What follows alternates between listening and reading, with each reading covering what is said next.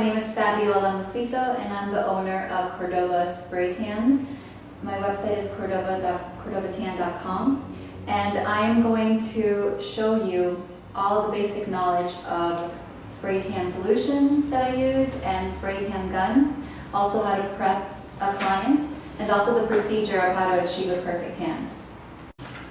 Alright, so I'm going to go ahead and share with you the knowledge that I've learned about spray tan equipment.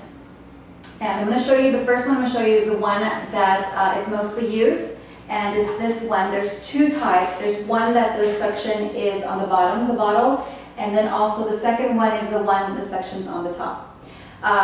Pretty much, I would find that the ones that are on the bottom tend to spray a lot more, and you can also adjust how much you want to spray out and how much of a pressure you want.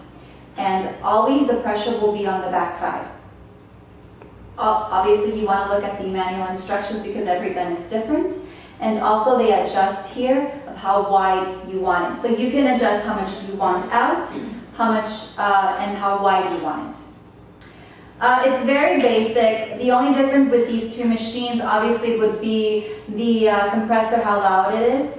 And this machine, you have to be careful that you don't tilt it as much because it does have a hold up in the top and it could spill out. So now I'm going to talk to you about the different guns that there are out there. And the first one is the one that has a suction cup on the bottom. Great idea for this one is that if you want to work a lot faster, this sprays out a lot more out. So obviously you wouldn't be as slow on a client, you would just kind of do it faster because it's spraying a lot more solution out at one time. Great things about these guns too, you can also adjust them. A lot of the bottles will have measurements, and for spray tan per client you would use about 2 to 3 ounces. And it's great right here that you can measure, so that way you always are consistent, you always can see if maybe the first coat you've overdone it, and the second coat you might go a lot faster because you've already done your 2 or 3 ounces. Also, right here, this round thing, you can adjust of how wide you want to spray or how narrow you want to spray. I always adjust it to the narrowest. I'm sorry, the widest, just because you grab more of the area. You don't have to do so many coats in the back. You just go 1, 2, 3 and you're done. This handle right here obviously is for you to push back. When you don't want as much solution to come out, obviously it's going to be really tight. When you adjust it so you want a lot to spray out, obviously this is going to be less tight. That's pretty much it. There's also cups that are a lot shorter, and I'm going to show you. This one obviously you can't have a short cup because of the straw. And this is where the solution will go up to the gun and spray out. So now I'm going to talk about the spray tan gun that has the bottle on the top of the gun.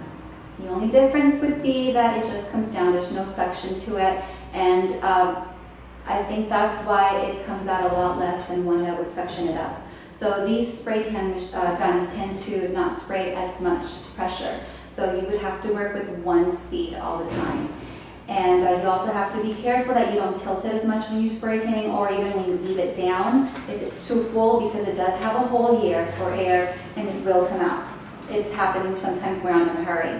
Also, same thing, you can adjust right here how much you want to spray out. Obviously this one, it's all the way out because I want as much pressure as I can to come out. They don't tend to spray as much out.